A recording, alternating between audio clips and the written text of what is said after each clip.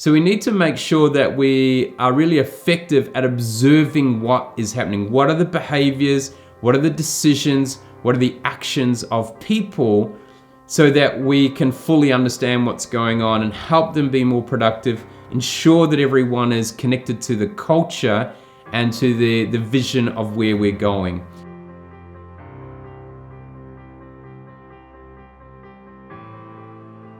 Kia ora, hi, I'm Craig Johns, high performance leadership expert, CEO and managing partner of Speakers Institute Corporate, and the founder of Gravity of Leadership. On today's episode of the Gravity of Leadership series, we're talking about the power of observations. Now, the greatest skill in communication, from what I've discovered over many years, is actually observation. It sits right beside listening, but observation is super important. It's way more important than actually speaking and what you say. So observation, listening, but we're going to focus on observation. Now, I learned this when I was living in Taiwan. I moved from working in a multinational, international school where English was the main language and we had lots of different perspectives, but English was the spoken language, to then working at the Institute of Sport there in Taiwan, where there's 880 people there, from athletes to coaches to sports scientists to medicine people and administration. And what was interesting is on day one I arrived, all the athletes that I had been working with previously who spoke English were going to be taken with another coach into China for the next 3 months. Now I was given 3 athletes who spoke 0 English apart from hello. I had no interpreter. At that point, probably knew about 50 words in Mandarin. And so I needed to figure out how to communicate effectively. Now I knew I could use visuals, and being in triathlon, I could show, high elbow.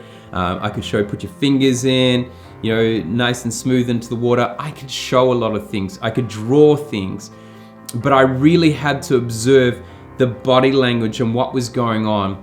And what I learned in that time is you can understand someone before they even open their mouth, before they even write something. You can have a really good understanding of where that person's at. We have to be careful though that bias doesn't kick in, or that we interpret something that may not actually be going on. So we do need to go a little bit further to fully understand a situation. But I want you to think about now is, what does power of observation actually mean in a flexible working environment where sometimes they might be in person, other times they might be on screen, so online. Sometimes we may just hear them on a phone call. So how do we observe? Well, you can observe sounds and listen to tonality of voice. We can observe behaviors in patterns of emails or what's been shared or the pace of a project, etc.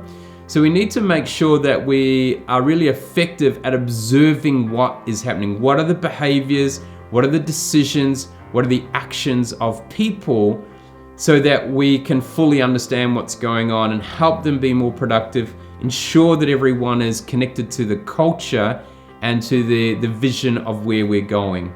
Because if we don't know whether they're happy or not, whether they understand something or not, or whether they're actually doing work, is super important as a leader. So I want you to consider today, what are you observing? And what could you observe better of your team, whether it's in person or online, and making sure that everyone can be more successful. Remember, it's important to create a gravitational pull, not a gravitational push as a leader. What is your gravity of leadership today? Ka kite anō. I'll see you soon.